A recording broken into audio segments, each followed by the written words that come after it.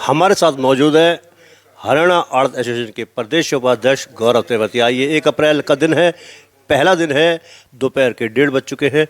अनाज मंडी में अभी तक खरीद नहीं हुई है शुरू सरकारी। जानते हैं गौरव तेवतिया जो कि प्रदेश उपाध्यक्ष है हरियाणा आड़त एसोसिएशन के। तेवतिया साहब, आज 1 अप्रैल का दिन है, सरकारी खरीद शुरू होनी थी गेहूँ की। कुदरत की मार भी पड़ गई है किसानों के ऊपर, अन्नदाता के ऊपर। खरीद शुरू नहीं हुई है, क्या कहेंगे इसमें? सरकार का भी कहीं ना कहीं लचीलापन है या कुदरत की कहर, क्या कहेंगे आप? बिल्कुल, पहले तो ऊपर वाले की मार है, दूसरा सरकार का लचीलापन तो देखने को मिलेगा आपको। कितनी मतलब इस सिस्टम में कि 1 अप्रैल को खरीद होती है, ठेके जो ट्रांसपोर्टेशन के होते हैं, जैसे हमारे माल को उठान होता है, लिंकेज होती हैं, कोई भी चीज़ क्लियर नहीं हुई है अभी तक। हाँ, सबसे मेन जो एक सरकार का ढीला रवैया है, वो प्रशासन ये सिस्टम को नहीं देख पा रहा कि ट्रांसपोर्टेशन देनी कैसे है। तो इससे इनकी मंशा जाहिर होती है बीजेपी सरकार की कि भाई आप क्या खरीद करना चाहते हो और क्या नहीं करना चाहते। जैसे सरसों में की, भाई ये कभी होती नहीं है, ऐसा कभी हुआ नहीं। सरसों खरीद में कॉमर्शियल परचेज कर दी, कभी कुछ कर दिया। अभी जस्ट में ही आज एक प्रोविजनल फेड निकाल दिया 1 महीने के अंदर सरसों की खरीद में ही कि अब आड़तियों के थ्रू करेंगे 1.25% में। ये काम तो तुम पहले ही कर रहे थे, हम तो नहीं करना चाहते थे। बाकी इस मंशा अब 1 अप्रैल आज होगी है, कोई अफसर नहीं है। तो जो एजेंसियों के होते हैं, डीएम वगैरह आते हैं, उनके मैनेजर वगैरह अगर वो अपने आदमी भेजते हैं, कोई भी नहीं है। लेकिन अनाज मंडी में किसान गेहूं लाना शुरू कर दिया है, तो फिर किसान को क्या परेशानी हो रही होगी? बिल्कुल है, 8-10 दिन हो चुके हैं, ऊपर वाले की मार किसान पर पड़ी हुई है। अब सरकार मारे तो और इसके दुश्मन तो सब ही हो गए किसान के। सबसे मेन दिक्कत आएगी अब की बारी आगे से कि हमारे पूरा का पूरा गेहूँ, क्या हिंदुस्तान में पूरा फसल को ख़राब होने में हिंदुस्तान की पूरी जगह है, पर इनको गवर्नमेंट को ये नहीं नॉलेज आ रही कि आपको गेहूँ जो आएगा, इस गेहूँ की जो चमक है, लस्टर लॉस, वो ख़त्म हो पाई होगी। सेकंड, मॉइस्चर रहता हमारा गवर्नमेंट का पैरामीटर 12%, वो भी नहीं चलेगा क्योंकि 15 से 20% का मॉइस्चर का गेहूँ आएगा। सेकंड, ये जो चीज़ ब्रोकन की होती है, मशीन चलेंगी तो गेहूँ भी टूटेगा, गीला है।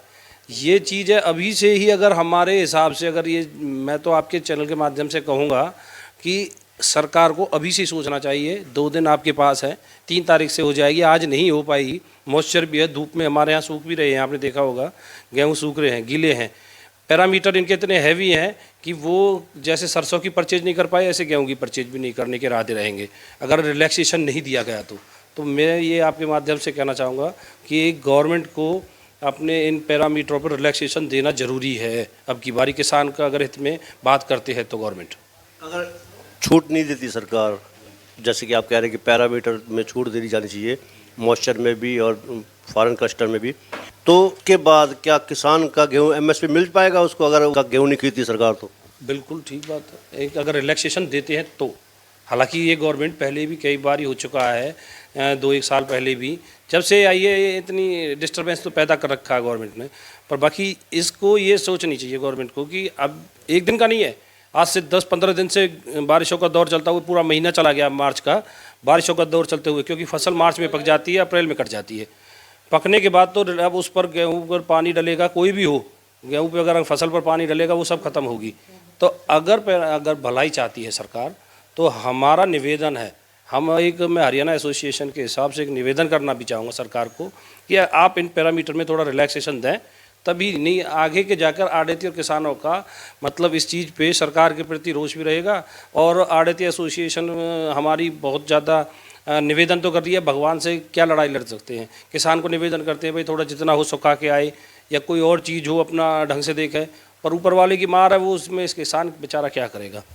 जो आपका ये किसान रेस्ट हाउस है, किसानों के लिए बना हुआ है, भरे सीजन में तपती दोपहरी होगी या बरसात का मौसम होगा, बैठने के लिए जगह नहीं, पीने के लिए पानी नहीं, ठहरने के लिए पंखे की व्यवस्था नहीं, कूलर की व्यवस्था नहीं, आप क्या कहना चाहेंगे कि सीजन आएगा, भरे सीजन में क्या उनको दिक्कत नहीं आएगी इस रेस्ट हाउस की वजह से? ऐसा है, पहले तो बतानी चाहिए ये चीज़, आपको एक सबसे सिंपल बात बताऊं कि किसान आड़ती के लिए भगवान का रूप होता है। आड़ती उसे अपनी जगह पे बिठाकर खुद बाहर तो खड़ा हो जाएगा, पर किसान को ऐसे पंखे बिना या गर्मी में ऐसे बिना पानी और खाने के कभी भी नहीं छोड़ता। कहीं भी चले जाना, आप कभी किसान को पूछ लेना, कभी भी किसी किसान को भी, वो दुकान में रहता है उसकी में ही। हाँ, ये बात आपकी फैक्ट है कि किसान रेस्ट हाउस बनना चाहिए। ये मैंने 2019 में भी मांग उठाई थी।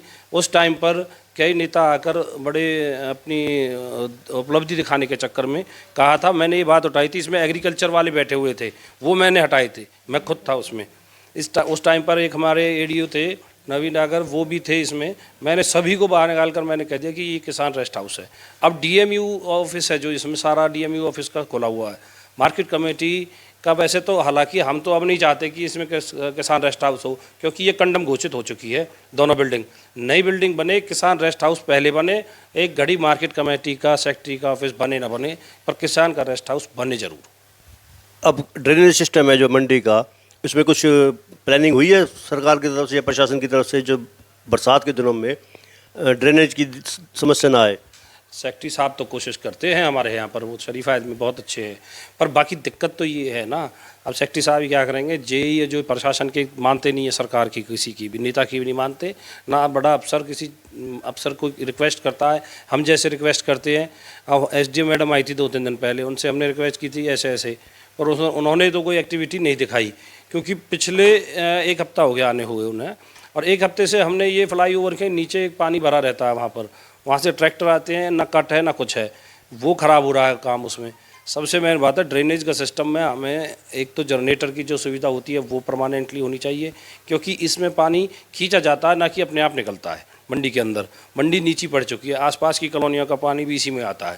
पर यह है कि आप टाइम पर खिंचाव कर दें, टाइम पर फैसिलिटी दे दें, तो भी हम बच सकते हैं उससे। हमारा फिर उसमें परेशानी नहीं होगी यदि अगर टाइम के अनुसार चले तो साधन। तो ये था हमारे बीच में गौरव तेवतिया, हरियाणा आढ़त एसोसिएशन के उपाध्यक्ष। उन्होंने मंडी की समस्याओं को लेकर काफ़ी जानकारी भी दी और कहा कि 1 अप्रैल से सरकारी खरीद शुरू होनी थी गेहूं की, लेकिन नहीं हुई है।